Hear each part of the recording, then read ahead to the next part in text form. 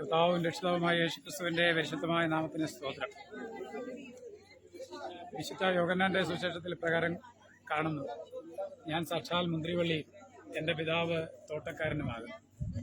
ഇത് കണ്ടത് നിങ്ങൾക്ക് ഇവിടെ കാണുവാനായിട്ട് സാധിക്കും. മുന്തിരിവള്ളിയിൽ പിടിച്ചു കിടക്കുന്ന മനോഹരമായ മുന്തിരിക്കുലകൾ. ഇപ്പോൾ മുന്തിരിവള്ളിയിലാണിത് പിടിച്ചിരിക്കുന്നത്. ഇതിനകത്ത് തോട്ടക്കാരുണ്ട്, തോട്ട സൂക്ഷിപ്പുകാരുണ്ട്, ഇത് നോക്കുന്നവരുണ്ട്, തോട്ടം കാണുന്നവരുണ്ട്, അല്ലേ?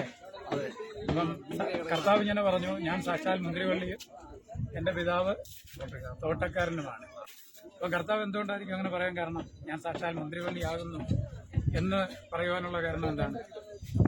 ഈ മുന്തിരി അത് ജ്യൂസാക്കിയാൽ നമ്മളെ രസിപ്പിക്കുന്ന മധുരമായ ജ്യൂസ് ഇതിൽ നിന്ന് പുറപ്പെട്ടു. ഇത് കുറേ കാര്യത്തിന് ഉപയോഗിക്കുന്നു. ഇത് ഹിന്ദിക്കാർ പറയുന്ന ദാക്കരസ് എന്നാണ്. ദാഹം ശമിപ്പിക്കുന്ന ഒരു ദാക്കരസ്. അതുപോലെ തന്നെ ഇത് വീഞ്ഞായിട്ട് ഉപയോഗിക്കുന്നു. മനുഷ്യന്റെ ശരീരത്തിന്റെ ക്ഷീണം അകറ്റുവാൻ പാകപ്പെടുത്തിയ ഒരു രസമായിട്ട് ഇത് ഉപയോഗിക്കുന്നു. അപ്പോൾ സാക്ഷാൽ യേശുക്രിസ്തു ഇത് തന്നെയാണ്.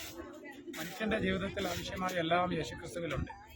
മനുഷ്യന്റെ ക്ഷീണം അകറ്റുവാൻ, രോഗമകറ്റുവാൻ, പാവമകറ്റുവാൻ, എല്ലാറ്റിനും കാരണമായ ഒരു രസം കർത്താവാകുന്ന യേശുക്രിസ്തുവിലുണ്ട്. അതെ, നമ്മുടെ കർത്താവാകുന്ന യേശുക്രിസ്തു സാക്ഷാൽ മുന്തിരിവള്ളിയാണ്. ആ മുന്തിരിവള്ളിയുടെ അനുഭവങ്ങൾ അവനിലുണ്ട്.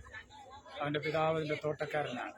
നേരെ നമ്മുടെ ജീവിതത്തിലും ഈ ജനിച്ച്, ജീവിച്ച്, മരിച്ച് ഈ ഭൂമിയിൽ നിന്ന് മാറ്റപ്പെട്ടു പോകുന്നു എന്നുള്ളതുപരിയായി ക്രിസ്തുവിൽ ജനിച്ച്, ക്രിസ്തുവിൽ മരിച്ച്, ക്രിസ്തുവിൽ ജീവിച്ച്, ക്രിസ്തുവിൽ മരിച്ചൊരു നല്ല മുന്തിരിവള്ളിയുടെ അനുഭവമുള്ളവരായി തീരുവാൻ സർവശക്തനായ ദൈവം നമ്മെ സഹായിക്കണം.